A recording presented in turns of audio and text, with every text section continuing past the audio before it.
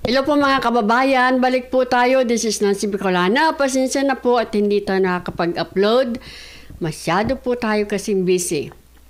Ngayon mga kababayan, pag-usapan po natin itong mga nangyari dito sa Senado at doon po sa House. Basically, mayroon po tayong video as usual para ma-inform po tayo ng maayos. Kasi dito po sa video na to, mga kababayan, ay parang dito ko po na-realize yung sa feelings ko lang ba kung ano nangyayari.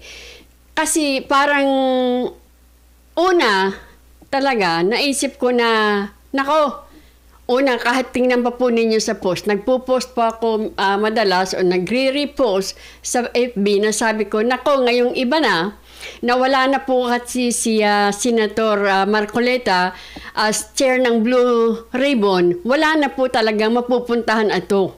Nga po, nung una, narinig ko na may talaga daw pong itong si Senate President o former na ngayon ay kumbaga nasabit lamang dahil hindi naman po talaga siya ang intensyon kumbaga natanggalin, kundi si Senator Marcoleta. Ito na nga po ang sinasabi natin, na wala po talaga itong pupuntahan kasi kapag maayos na po ang direksyon at talagang may kumbaga may matutumbok, tinatanggal nila, inaalis po nila. So sila din sa taas. Bali pangatlo, na-confirm lang po ito, narinig ko na po ito twice. Pero, binanggit uli ni Senator Marcoleta na talagang, kumbaga, collateral lang ito si Senator Cheese. Pero mga kababayan, yun nga, pangatlo siya narinigan ko. Pero mga kababayan, napapansin niyo po talaga, wala po talaga. Parang meron na talagang kuntsabahan, kumbaga, na talagang wala po itong pupuntahan. Mga kababayan. Kasi, kung mapansin niyo rin naman at magre-react po tayo dito sa video na papanoorin natin, kung mapansin niyo naman mga kababayan, talagang kumbaga, ito po, hindi po tayo pumapanig kanino man. Talaga lamang po talagang dapat may habulin dito. Di po ba kung mapapansin ninyo, ilan po bang contractors ang pinangalanan at inilista ni Bongbong? 15. Bakit po meron iba-ibang na lumalabas din, na kumbaga inuusig din, pero nakafocus po talaga sila sa Diskaya. Hindi po natin kinakampihan ang Diskaya kasi ano din po sila, may sala din sila eh. Yun nga lang paglagay-lagay, kung totoo man yun, mali po yun eh. Dahil lang sa business mo, maglalagay ka. Di ba? So, panoorin po natin ito at makikita po natin, kung hindi man, makikita po talaga yung aking iniisip na talagang wala po talaga. Pag maayos talaga tatanggalin. Tinanggal si Tatay Digong, tinanggal si VP, gustong tanggalin, pina-impeach si VP Sara. Ngayon naman si Senator Marcoleta, kung matitino po talaga ang nagpapatakbo ng bansa, talagang pagpuputaktihin ka po, kasama na ang media. Kasama na ang media. Kasi ang media po, kung mapapansin po ninyo, noong itong si Bryce na ang kinakausap kuno, kumbaga, ang napunta na sa house, makikita po ninyo, Bryce. Lagi nilang ini-emphasize yung si Bryce. Pero itong Diskaya, pare-pareho sila may kasalanan eh, di ba? So bakit sila namimili? Kung mapapansin ninyo. Kung sinong parang pinoprotektahan pa nila itong si Bryce. Panoorin po natin. Si Bryce po, di ba, siya yung former assistant district lawyer yata, engineer somewhere in Bulacan.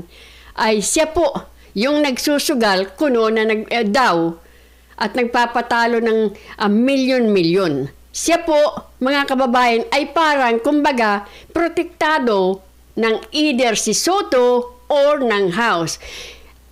para lang naman. Kasi the way na sa mga nangyayari at sa mga makikita at maririnig pa po natin kay Senator Marcolita. Pakinggan po natin to. Go, Yung punto Senator. ng in aid of legislation, Sen. Pangunahin. Iyon po. Pangunahin, hindi lang may iwasan na talagang akala mo, meron nagpo-prosecute ka. Talagang gano'n, kailangan mo magtanong eh. Kailangan mo magpalitaw ng ebidensya eh. Paano mo ngayon mapangangatwiran? Kasi daw mga kababayan, yun daw pong style ni Senator Marcolita, kumbaga para daw pong nagpo-prosecute na. Parang gano'n ang narinig ko. Pakinggan po natin siya. Na ang dami palang ganitong mga anomalya kung hindi ka kukuha ng tao na tutulong sa'yo. Kaya Diba? kung mong kahe na kung sino man po ang gustong nagsalita na, ay nakausap ko na po yung DOJ na nakahanda po silang tulungan kayo. Basta sasabihin po ninyo yung katotohanan at maituro ninyo yung mga taong nasa likod. Ayun. Mas malalaki sa inyo. Ang nangyari nga lang, bumaligtad naman ang DOJ. O, yun nga. Akalain mo naman, ito yung nakakapagtaka eh. Opo. Kausap ko ang Secretary ng Department of Justice, Linggo. Kausap ko yung kanyang USEC, siguro Biyernes o Sabado. At nakausap ko pa, bago ko uli makausap ang Department of Justice, Secretary Boyeng Remulla. Alam nyo naman na magkaibigan kami. Ayun po, kahit sa Congress pa, So, kinumit niya sa akin yun. Okay yan, sabi niya gano'n. Ang totoo niyan, partner naman namin kayo, ang Senado, para maipasa natin itong Whistleblowers Act. Pagtulong-tulungan natin yan. Sige, pangako muna sa kanila na mabigyan natin sila ng provisional immunity. Kaya malakas ang loob ko sapagkat alam ko nakahanda siya na tulungan kung sino man ang tatayo talaga na magsasabi na ng totoo. Dito wala pa kayo tinutukoy kung sino. Wala pa. Naihinuha ko lang. Sabi ko na baka sakali. Baka Sabi bigla niya, magturo. kasi kako, na-upload ko na ito nung nakaraang hearing. Baka kako merong At saka sa programang ito, Sen, noong Biyernes, di ba Oo, sinabi baka niyo? merong magkusa. Kailangan Yan. nakahanda ako. Kaya nga, tumawag na ako sa'yo. At mabuti naman ka ako, tumawag ka na rin sa akin para makonfirma natin na magkaugnay tayo sa layo ng ito. Yung Witness Protection Program, legitimate na remedyo ito eh. Nasa batas ito eh.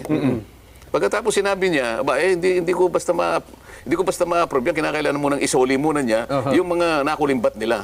Ito na po yung magkapalitan na po. Kuha po ninyo. Nung hindi pa po pinapangalanan ni Senator Marcolita kung sino ang gustong mag-apply for state witness. Diba? Or witness protection, whatever. But mga kababayan, okay. Okay si Boyeng, itong DOJ. Mukhang, nag-gets ko dyan, parang nalaman na nila na si Diskaya, bumaliktad na. Itong si Boyeng. Ipinapasa uli ang pera. Nagkapalitan na ito. Paano mangyayari yun? Yung sinasabi niyang restitution or indemnification, hindi kasali yun eh. Wala yun sa requirement eh. Hindi pinag-uusapan dito yung pagsusoli ng kung ano. Pwede na siguro pag-usapan sa bandang huli yun. Pero doon sa punto na siya ay nag-a-apply sa'yo, Apply pa lang. kaya niya lang gagawin yun, manganganib talaga ang buhay niya, kaya nagpapakover siya ng protection. Nakita mo yung in-allege niya na may kinalaman di umano dito sa mga payola, yung mga payouts na yan, 17 congressmen. At 10 mga tao na yung iba ay private individuals at yung iba naman ay mga kawani at opisyalis ng DPWH. Sa mga tweed, 10 sa panig ng DPWH at saka pribadong mga mamamayan at 17 congressmen. O yun naman ang yun naman ang hinihingi ng Witness Protection Program. Manganganib talaga ang buhay niya sa ginawa niyang pag-expose sa pagsasabi ng katotohanan.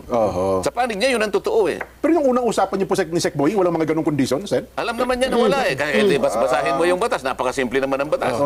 Ngayon, ito naman aming bagong Pangulo ng Senado ngayon. Yun ang kanyang idinadahilan kung bakit yung sulat na binigay ko na dapat pirmahan niya para umabot sa Secretary of Justice. Nag-research naman ako sabi niya. Yun na nga po, hindi na po nakita ko na kinakailangan palang magsoli. Ang aking kinalulungkot dito, kung talagang nag-research sila, bakit hindi nila binasa yung batas? Wala na.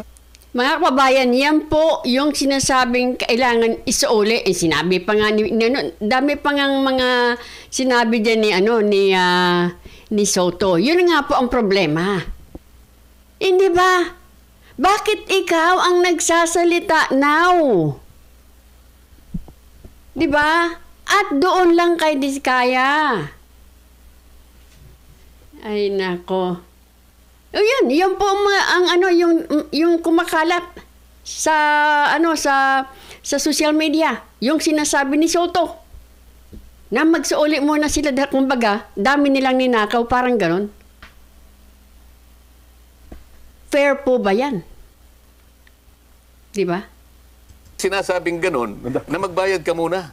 Isauli mo muna kung ina-allege na ninakaw mo o ano man. Walang iniwan sa, yung i-rescue kita. Halimbawa, merong kidnap or ransom. Opo. Halimbawa, itong cameraman natin, i-rescue kita pero magbayad ka muna. Hindi pa, parang mali eh. Kaya mo siya bibigyan ng protection at hindi mo siya hihingi ng kahit ano. Dahil nga doon sa kanyang pagpapahayag, doon sa kanyang pagtulong sa iyo, sa panig ng Estado, magsasabi na siya ng totoo. Kasi mahirap eh.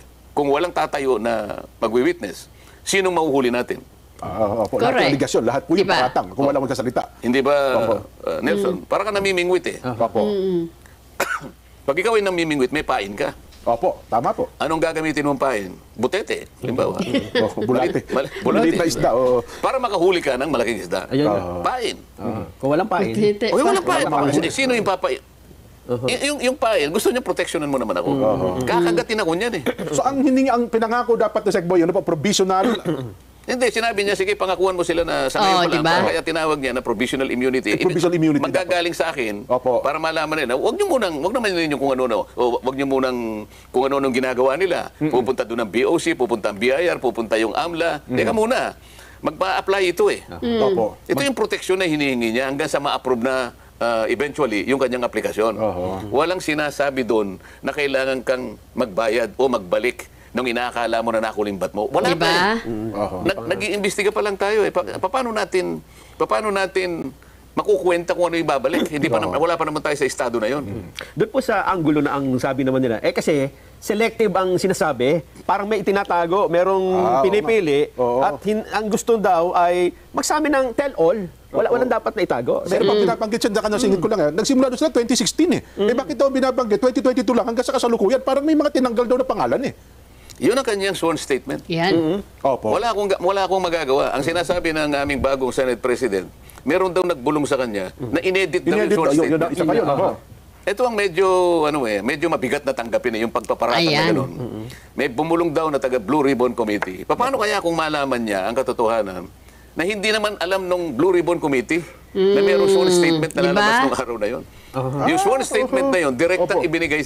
Ang point ko po dito ay bakit po si Soto salita ng salita as if against po talaga sa pagpapatakbo ng Blue Ribbon. Kasi nga po, once again, ang pagpapatakbo po ng investigation sa Blue Ribbon ni Senator Marcolita talagang mayroong pupuntahan. Eh siyempre po, sanay naman na si Senator Marcolita pagdating dyan. Di ba?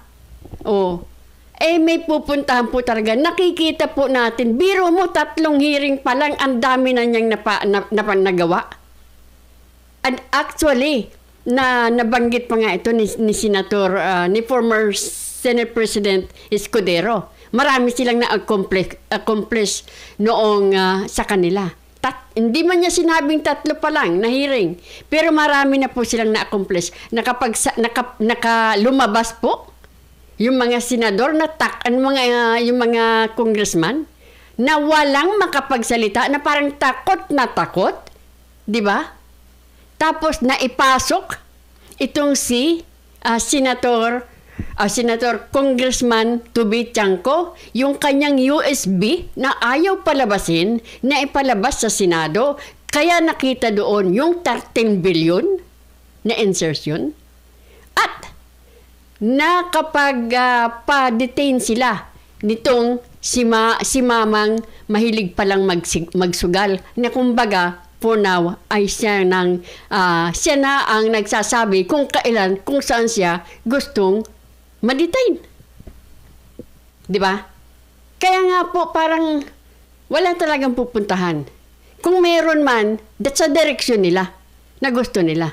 Di ba? Kasi hindi daw tama yung direksyon ni Senator Marcolita eh. Akin. Opo. Hindi alam ng Blue Ribbon Committee. Yan. Paano mong sasabihin na inedit? Correct. Sino mag-e-edit? Diretsong pumunta sa akin. Yun pa. Ako nag-edit.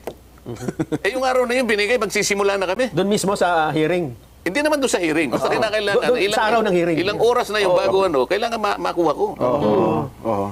O pagkatapos sasabihin nila, merong nag-edit. Diba? Ito yung nakikita kong parang hindi na Hindi tama. eh. Kung mo ba sinabi niya na congressman ang naging kasama niya, naka-transact niya, ibig sabihin hindi na totoo.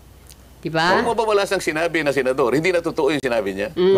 Doon sa House of Representatives, kung titingnan ninyo, ang pinaniwalaan naman nila, ang gustong papaniwalain, ay yung sinasabi naman Nung Bryce Hernandez na pumunta naman sa amin. Nakikita mo, sinasabi nila na hindi kanya totoo yung sworn statement ng mga Diskaya. Opo. Eh bakit nila pinresent yung Mayor Vico ng Pasig? Hindi ba dahil sa kalaban niya yun? Diba? Ano naman nung aming presidente na Senado ngayon, yung Vico Soto, hindi ba pamangkin niya? Pamangkin, yes po. Hindi may politika dito, di ba? Kaya mo lang ba sinasabi, kaya mo dinidiminish yung value nung Diskaya. sworn statement na yun dahil kalaban siya ng pamangkin mo sa politika. Kung ako siguro, dapat hindi ako magkukomment sa bahagi na yun. Correct. Opo. Sapagkat kalaban ng aking pamangkin ito, Oho. hindi siguro magre-recuse siguro ako Hindi ikaw ang magbo-volunteer na palagay ko inedit ito. Sa aking palagay, maraming butas ito. Hindi ka dapat magsasabi ng ganon sapagkat magiging bias ka. Dahil kalaban niya ng... Yan po ay si Soto ang nagsasabi niya. Kaya nga po sabi ko, ang dami kasi niyang sinabi na niya. Remember mga kababayan, itong si Soto, ang gusto, kung maaalala po ninyo, talagang gustong-gusto niyang ituloy ang impeachment. At lahat na po ng kilos niya ay talagang parang silang dalawa ni Romualdez at ng House ang talagang sanggang dikit. At ngayon po, gano'n na naman ang ipinakikita niya. Tapos sasabihin niya, independent siya. Kaya nga po sabi ko, sa post din, paano ka naging independent kung ang sabi mo ay tinawagan ka ni speaker at tumalima ka naman? Di ba? Nakukuha po ninyo, baka hindi pa po kasi ninyo nare-realize na ang nangyayari ngayon ay talagang parang saklaw na ng House ang Senado. Nako. Buti na lang, meron pa po tayong mga nasa grupo ng minority, talagang masisigasig, na hindi mo basta-basta mapapaurong sila. Hindi po talaga bagay si Soto dyan. Ang bigat po nitong hinaharap. Gusto ng taong bayan na magkaroon ng solusyon dito na may mahuli. Hindi po mangyayari ito kung hindi kayo magiging seryoso. Ang ginagawa ninyo, pamumulitika ito, kampi-kampi. There's just no way na magiging seryoso kayo. Kung meron kayong parang, merong kinakampihan, merong baka ito'y bayad utang, di ko sinasabing yun. Basta, hindi po talaga balance katulad ng ginagawa ni Senator Marcolita. Na siya talaga ay para habulin kung sino ba talaga ang pinaka-culprit dito. Sino ba? Kumbaga, ang mastermind dito. Although sinabi na nga ni Mayor Magalong kung sino. ng pamangkin mo. Sa politika. Tingnan mo na lang. Tinawag si Mayor Vico sa House of Representatives. Hindi para magbigay ng testimony. Hindi para magbigay ng dokumentong makakatulong para makakuha ng maraming batayan. Nagsabi siya ng opinion niya Tungkol sa mga Diskaya. na sinungaling ang mga taong ito. Yes, Yan. Ang opinion ba'y tinatanggap sa pagdinig?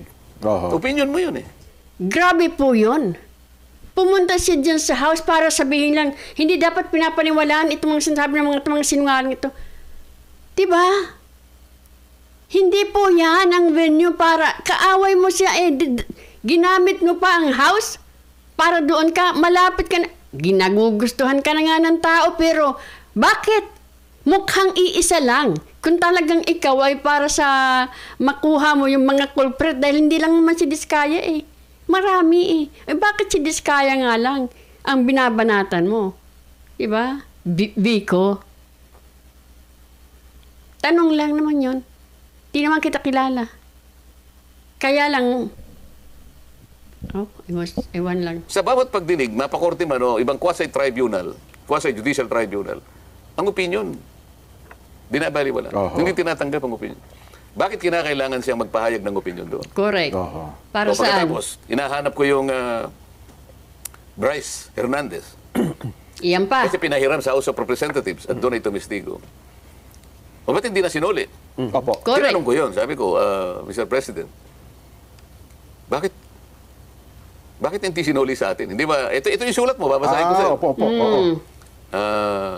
Paihiram ko sa inyo, sabi niya, pero pagkatapos ng hearing ninyo, ibalik ninyo ng madali, Opo. ligtas, dito sa Senate. O ba't pinanatili mo ka ako sa Quezon City QCPD? Sa Krami. Sa Krami. Sa Krami. Detention Center. Opo. Sa Krami. Bakit Custodial ganun? Center. Nag-request sa akin si Speaker. Opo. Yun na yung napanood namin na nagkaroon ng Nag-request sa kanya si Speaker. Yun ang dahilan lang. Di ba? Sasabihin mo pang independent ka. Hindi lang yan. Meron pa akong napansin kasi.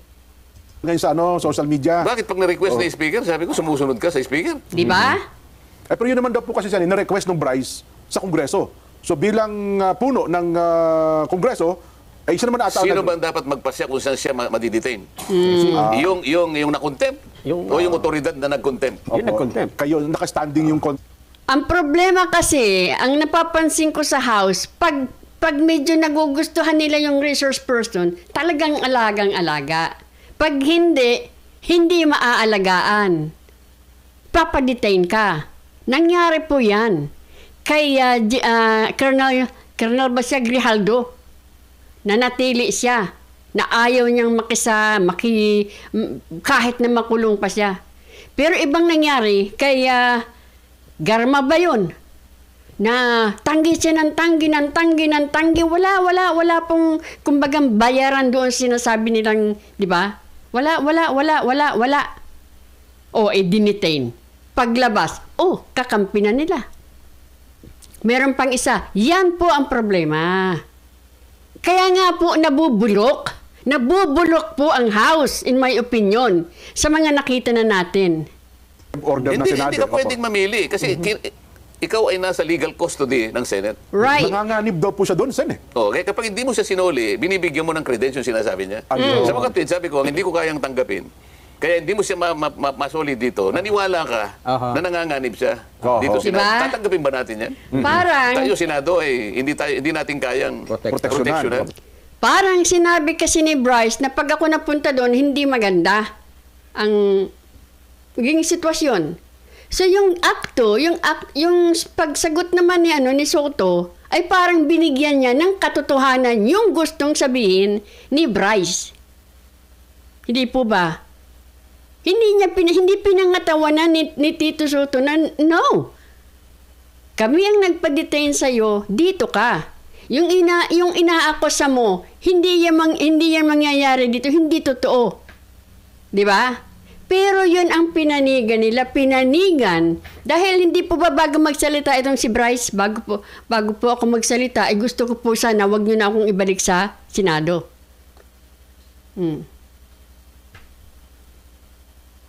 Talima naman sila. So, ibig sabihin, sinunod nila yung resource person nila, yung inaakusahan. Yun ang parang nagdidikta sa kanila kung saan siya i-detain. Sunod si Soto, sunod ang House. Kita niyo na po?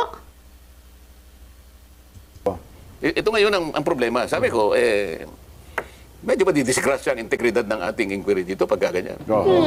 Bakit ayaw mo siyang bigyan ng witness protection program at kinakailangang magsoli? Bakit si Hernandez, hindi mo siya sinabihan na magsoli? Ayun nga, no? Takot na halos bilyon-bilyon ang ipinatalo. Bakit ganun? Ang daming sasakyan din nun. Nakikita nyo ba ang pagkakaiba ngayon? Pagka nandun sa House of Representatives, kagyat na bibigyan ng witness protection kahit hindi siya magsoli. Kaya diskaya, kailangan magsoli ka muna. Tingnan po ninyo ang pagkakaiba.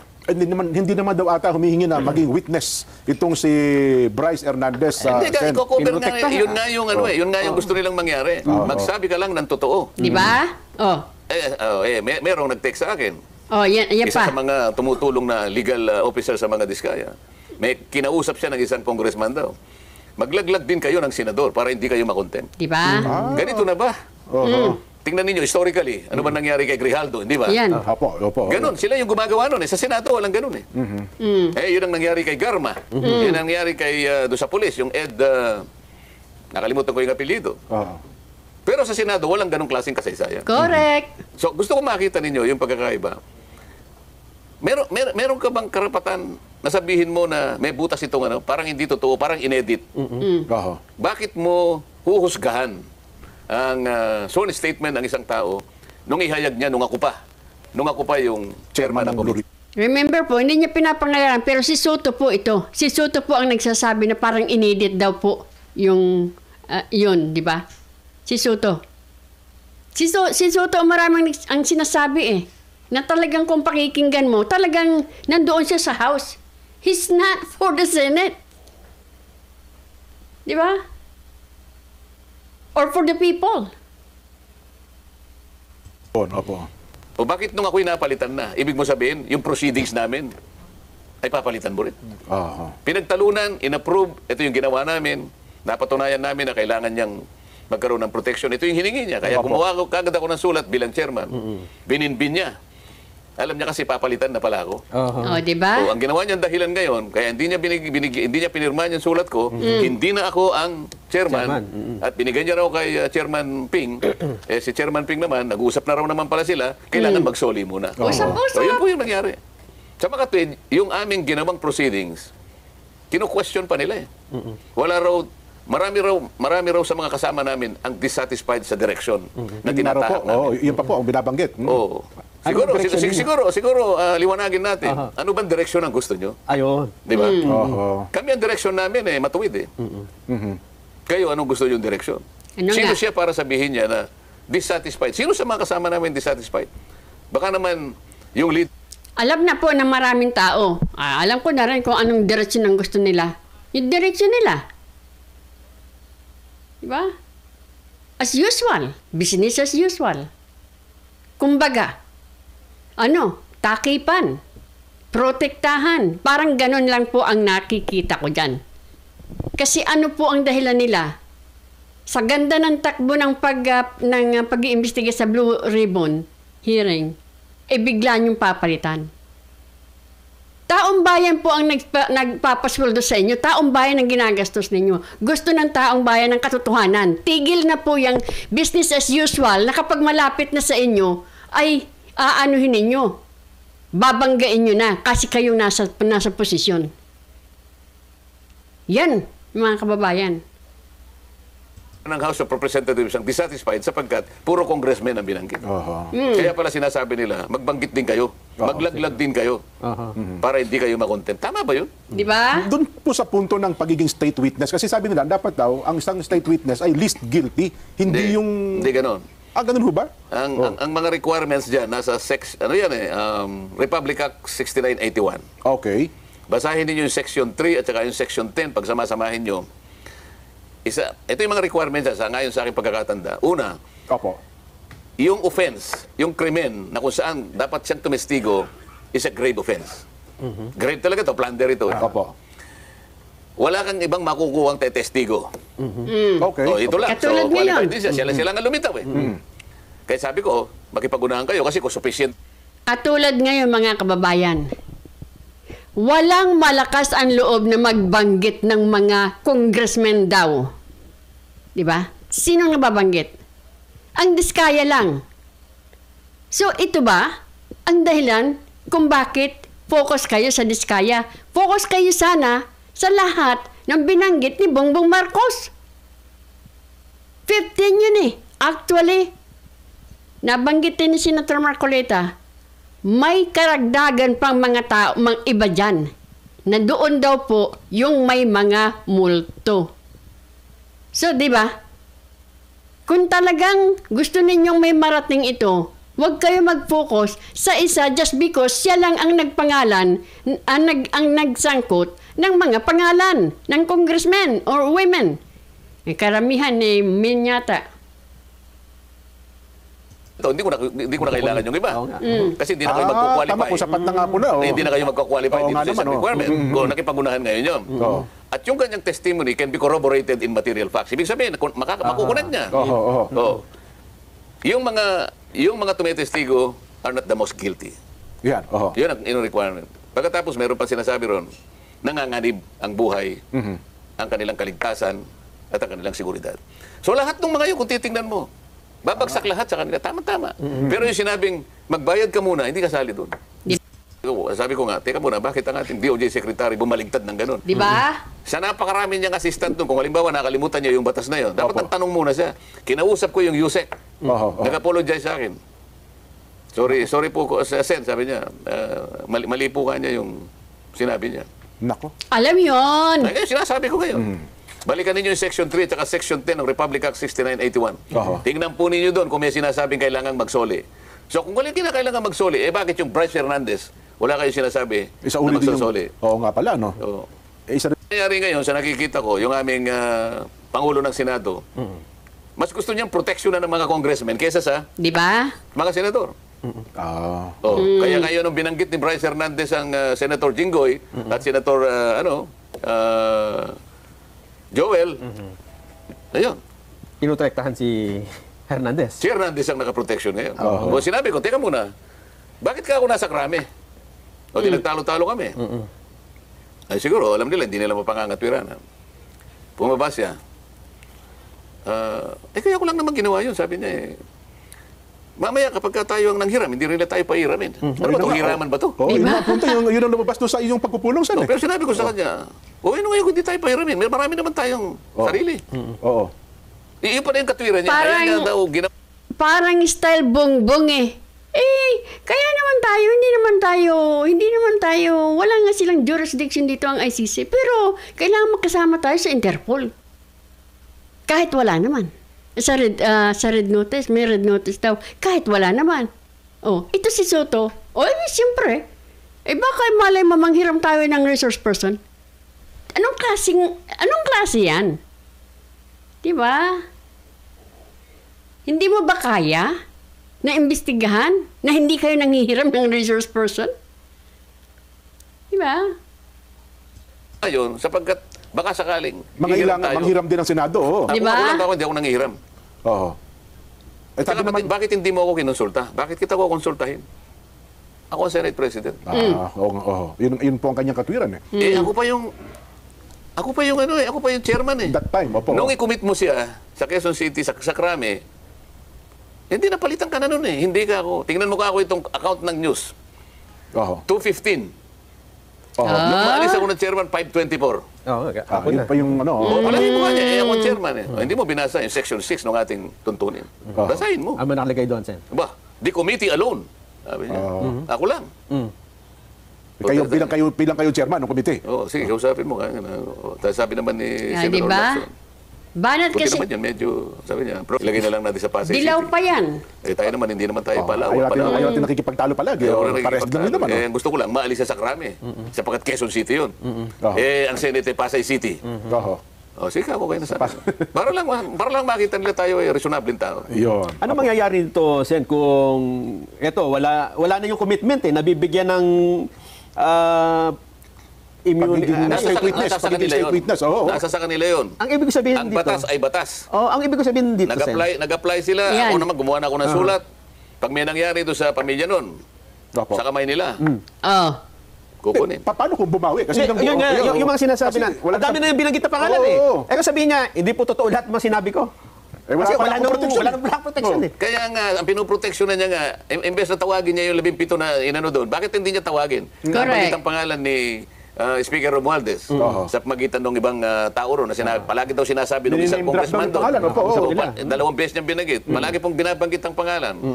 Hindi niya nakausap talaga yung dalawang pangalan na binabanggit. Ngunit palagi pong binabanggit ang pangalan ito at pangalan ito.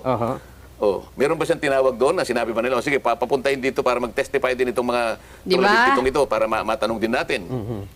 Hindi naman eh. Opo. ang lahat ng mga sinasabi ng mga witnesses dito sa House, yun ang kanyang pinaniniwalaan. Correct. Yung mga witnesses dito na nakalap namin, mali lahat yan, sabi niya. Opo. Parang may butas yan, parang inedit yan. Bakit ganun? So pagka yung Blue Ribbon Committee na aking na pinangunahan ko, hindi niya pinaniwalaan. Oho. Pero kapag yung mga resource persons namin doon ay pumunta doon sa House of Representatives, doon pinaniniwalaan yung sinasabi. Oho. Pagka ganyan, Jen, Oo. parang nawawala na ng ano. Di ba? Parang lumalabo na may makakasuhan dito kapag humihina yung nawawala ng loob yung mga tetestigo. Di ba?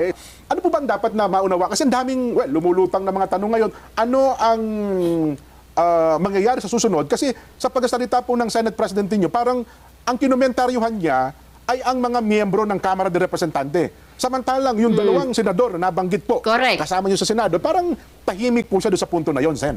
Hindi lang yun. Kasi yung, nakita mo naman ng mainstream media. Opo. Nung nagsalita yung Diskaya at binanggit yung mga 17 Ayan na. ito wala akong sinasabi, binanggit lang. Opo, opo. Hanggang doon lang tayo, binanggit. Depende na kung saan anong kapupuntahan ng pagdinig na ito. Pero maliwanag na nagbanggit siya ng 17 pangalan. Opo. Oho. O tingnan mo yung mainstream media. Hindi naman hindi masyadong kinagat yun eh. Pero nung Diba? salita yung Hernandez at binanggit yung dalawang senador, sumambulat kaagad eh. Correct. Ngayon, ang pinagtataka ko naman sa panig ng aming leader, ako naman kayo rin naman siguro napapansin ninyo eh. Pagka yung Diskaya ang nagsasalita, ayaw niyang paniwalaan. Right. Oho. Oh. Pagka naman yung nagsalita yung Hernandez, paniwalang paniwala. So lahat ng mga witnesses doon, mas pinaniniwala niya kaysa witnesses na ipinundar natin dito sa Blue Ribbon Committee. Di ba? Oh, hindi mo ba nakikita yung kabalintunaan dyan? Dapat sana nabahala siya sapagkat binanggit ang dalawa sa kasama namin. Pero wala kaming makita na ano eh. Kung mo ba hindi nabanggit, halimbawa, walang nabanggit na gusto ba niya, si Diskaya nagbanggit din ng na senador, ganun ba? oo. Diba? Bakit Diba? ba gustuhin niya yun? Siya yung Senate President. Nakuha mo ba yun? Tama, oo. Dagdagan mo pa na yung Diskaya talaga namang kalabang politika ng kanyang pamangkin. Correct. Sana yung ganong mga pagbibigay niya ng komento, kakitaan sana siya ng pagiging objective sana. Opo. Ito maliwanag na na may kinikilingan na siya. Yan. Hindi nagiging mabuti, lalong-lalo na sa mga kababayan natin. Palagi ko sinasabi, huwag mong uusgahan ang katalinuhan ng mamamayan. Alam nila eh. Tama. Pumunta ka sa social media at tingnan mo kung anong sinasabi nila. Sinong nasisira ngayon? Sinong napupulaan? Senado. Yung Senado. Ngayon, kung sa sinasabi niya na dissatisfied ang mga kasama ko doon sa pamamaraan ng aking pagganap ng tungkulin ko sa inquiry, sino-sino sila? Oho. Nasabi niya mali ang direksyon. Sabihin niya kung anong direksyon na pupuntahan namin. Ilaban niya. Kung sakaling mas tama yung direksyon niya, sabihin niya. Opo. Dapat ganun. Oho. Hindi naman niya sinabi, saan pa papunta yung gusto mong... Ganito sana ang gusto namin direksyon. Wala naman eh. Oo nga po. Kasi ang lumalita lang, para daw, hindi ko, tama ba yung pagkakala? Na para bagang may iniiwasan daw kayo ng mga tao mabanggit, kundi, Anong gusto niyang mangyari? Dadagdagan ko yung sworn statement ng Diskaya? Di ba? mas mali naman yun. Binigay niya sa akin yun. Bakit yun? Dadagdagan ko. Bakit siya mag-insinuate na inedit yun? Oho. Mabigat na paratang yun. Diba? Baka hindi niya mapatunayan yun. Oho. Baka kung tawagin ko halimbawa, O bakit nga pala naman, Soto, ikaw talaga, bago kasi magbitaw ng salita, siguraduhin mo, hindi pala alam ng Blue Ribbon Committee, lahat sila hindi nakakaalam noon. Tapos sabihin mo inedit. Sabihin mo pa may nagbulong sa'yo o may narinig ka. Di ba? sino sa mga kawani ng Blue Ribbon Committee ang nagsabi sa'yo na inedit yan? O, di ba? Oho. Oh. Oh. Nabalitaan niya raw. Sino nga? O. Alam nga naman, dagdagan ko yun, maglalagay ako ng... hindi natin pwedeng gawin yun. Ang totoo niya, sinabi ko nga eh. So, nabalitaan niya raw. Paano niya nabalitaan? Di ba? Kung sakalit nabalitaan lang po niya yan, bakit niya agad sinambulat sa media? Ang media naman, yun. Kinukot na siya, sinasabing parang inedit. Hindi ba? Tama po ba yun? Nabalitaan mo lang pala, ay mabigat nga naman yun, nasasabihin mong inedit. Meeting ko ngayon. Nung magpahayag sila sa magitan ng emissary nila na gusto nga nilang magtapat at makatulong sa pagdinig, Opo. kinailangan ko na utusan yung emissary, pwede bang gumawa siya ng kahit na sa sarili niyang handwritten note na may kagustuhan siya talaga na magsabi ng totoo at kung bakit niya gagawin. Oho. Sumulat siya sa akin, nasa akin ang note nila. Doon ko lamang pinasimulan, sige, gumawa na kayo. Sapagkat protektado na ako, malinaw na silang may kagustuhan, walang pumilit sa kanila, hindi ko sila in-encourage. Bagaman, finload ko yon. Pero walang pamimilit, pinload ko. Ngayon, kinagat nila yon. O bakit naman sasabihin mo ngayon na may butas yan? Hindi ka panipaniwala yung kanila. Di ba? Dahil iba pamangkin mo ang kalaban niya sa politika. Kasi kung ako ang Senate President, hindi ako magsasalita eh. Magiging neutral ako sa bahagi na yon sapagkat mapupulaan ako ng tao eh. Opo. Well, okay. Tayo naman sana, in fairness kay Mayor Vico, no? Wala naman tayong nabanggit nyo lamang yon dahil nga doon sa nangyari sa pagdinig naman sa Kamara de Representante. Kasi nga doon napupunta yung usapin. Pagka doon ang nanggaling yung testimony, yun ang kinakatigan niya. Yun ang binibigyan niya ng credence. Diba? O lahat ng ginawa namin sa Blue Ribbon Committee, may butas. Hindi ka panipaniwala. Mali ang direksyon. Yung ba, sige, chairman na po ng Senador Ping Lacson, meron bang turnover man lamang kung ano naging proceedings ng first, second, third hearing? Ito, dapat ituloy nga nila. Opo. Kasi alam ko, next Thursday, di ba? Yung aking sentimiento nga, in-approve ng committee na i-cover natin siya, re-recommenda sa DOJ. Opo. Yun ay trabaho Opo. ng Blue Ribbon Committee sa ilalim ng aking pagiging chairman. Opo. Ngayon, ang ginamit niyang dahilan sapagkat sinabi raw ng SOJ na bumaligtad naman ang SOJ Opo. na sinasabi niya, ibalik muna.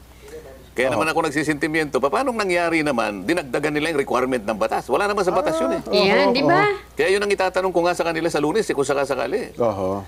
Mr. President, nung bang nag-research ka, nabasa mo lang sa dyaryo na sinabi ni SOJ na hindi niya natatanggapin ang application sapagkat kailangan niya munang isoli ang di umano'y nakulimbat na perang pang-estado.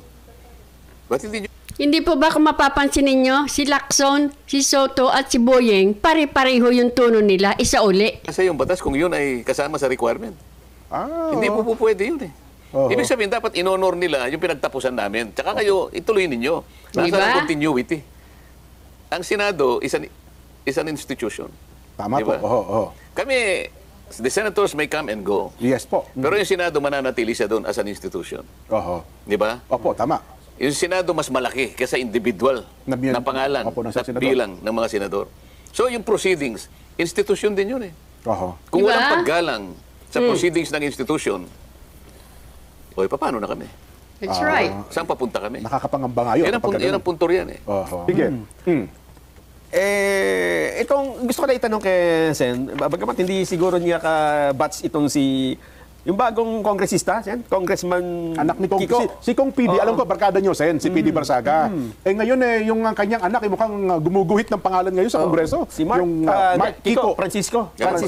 Nabalitaan ko nga. Oho. Kumala sa majority party. Yung coalition. At ngayon, siyang nagsasabi na kung merong dapat investigahan dito sa flood control, walang iba kundi si Speaker Martin Romualdez. Sen. Bakit yun eh? Ayaw paniwalaan ng aming Senate President. Di ba? Galing doon, di ba? Yun ang sinasabi ko, kailangan mapansin ng tao. Pagka yung testimony nanggagaling sa House, tiwalang-tiwala siya doon. Pagkagaling sa amin, Senado ito eh. Siya yung Presidente, di ba dapat sana? Doon mo makikita sana yung pagmamalasakit. Senator Marcolita, pansin na po namin. Di namin sinasadya, pero si Soto kasi ang salita ng salita. Tapos kasi, kinakalat naman ng media, kaya napapansin namin na mukhang saklaw na kayo ng House. Mukhang ang leader ninyo ay si Martin. Pansin po yan.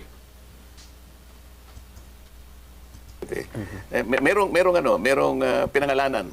Wala man lang sinabi na Diba? sana wag naman silang magpakadalos-dalos sapagkat tayo po ay meron pong sinusunod na due process.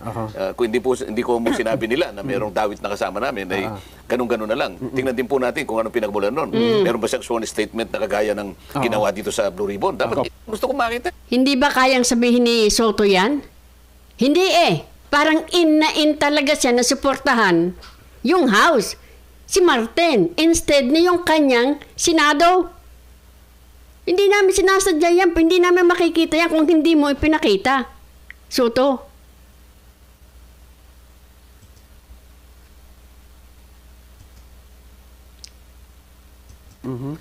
Paano magiging, alimbawa, kung ako siya, paano magiging voluntary? Oho. Nung siya nandun na, nasa custody na eh. Oho.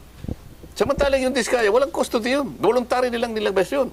Ito, nasa pag-iingat na nila, kaya nga nakapag-request eh. Opo. Nandito na lang po ako, natatakot po ako doon sa kabila. Bakit niya papayagan yung ganong klase na request?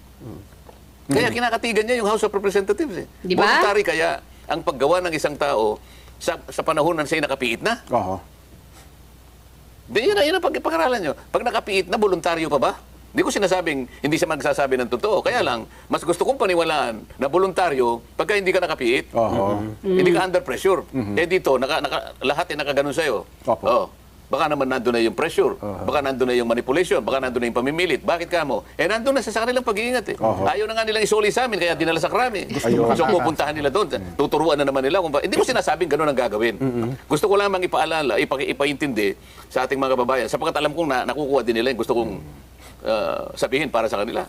Noon pong Lunes, isa sa mga pumunta doon ay si Congressman Toby Chanco. Ano po ang importansya siya nung naging pahayag ni Kong Toby nung kayo pa ang chairman ng yun, nagsalita si Toby Chanco. Yan ba? Bakit hindi man binigyan ng parang Walang weight. parang walang weight samantalang binanggit niya yung paglalatag ng napakaraming insertions Correct. na nanggaling dun sa isang dati kong kasama doon. Na ayoko nang banggitin ng pangalan, baka sabihin na naman nila, pinaiinit ko itong usapin na ito. Opo. Pero sa dami ng paglalatag na yon, kahit sabihin pa nilang, hindi naman na-release eh. Hindi issue yung hindi na-release. Tama. Paano? Kinontrol talaga doon sapagkat may kaugnayan sa pagpapapirma ng impeachment yun.